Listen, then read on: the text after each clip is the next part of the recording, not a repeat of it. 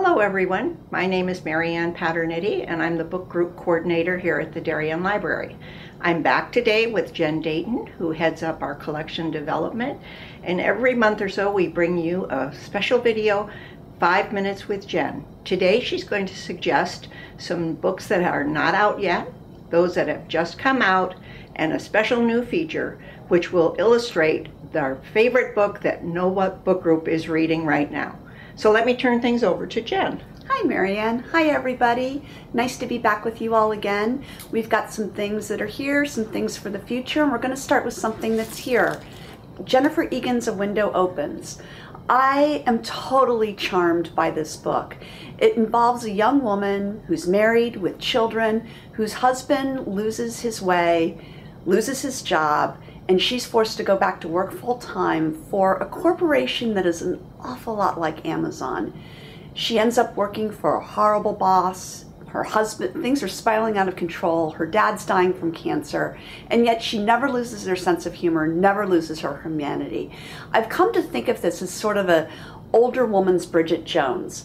You fall in love with the main character and her family, and you can't help but root for her. This is out now, and it's available as a book in a bag. Your group could be the first to read it. Actually, it's just come in.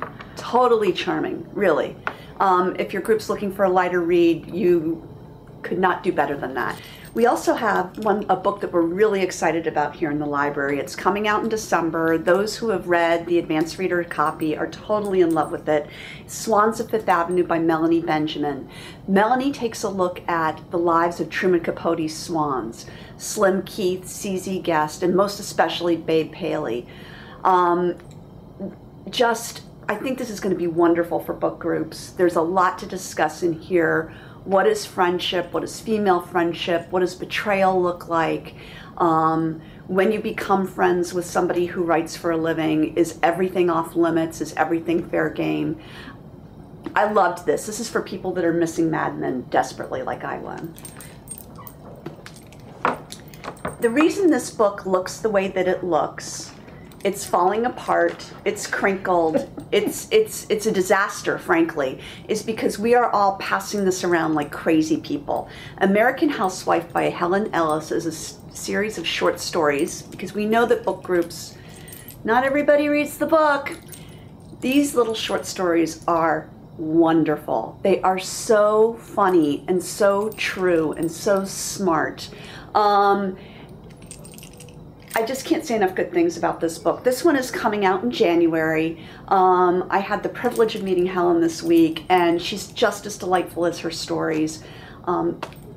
Get this one for your book group. It would be great, especially after the holidays when everybody's feeling a little frazzled.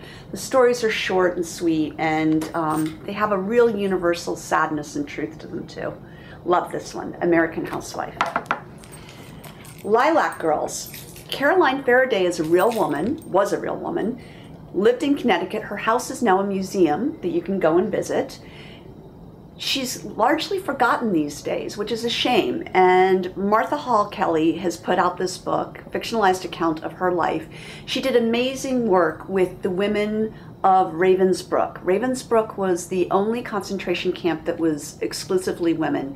They conducted horrific experiments on these women, and Caroline brought them to this country to have them medically rehabilitated. Everyone, again, we've handed this to, is a huge, huge fan. There's a lot of great stuff here for your book group. Of course, this one comes out when the Lilacs do in April. We've got a winter to get through before you can get your hands on this one, but I know that Marianne and Pat have already laid it in as a book in a bag. So if you want to grab it, get on the list for it, let them know you can be one of the first. Highly anticipated book. I think book groups really will love it. Yes, I do too. And our final book is the best book your book group isn't reading, which is The Undertaker's Daughter. I describe this book as To Kill a Mockingbird, if To Kill a Mockingbird had dead bodies and alcoholism and mental illness thrown in. This is a wonderful, wonderful look at Kate's childhood. She was the daughter of the town's undertaker, and he saw everything. And he knew everything first. And she looks back on her childhood with a great nostalgia, but also with a very gimlet eye, because things were not always what they seemed.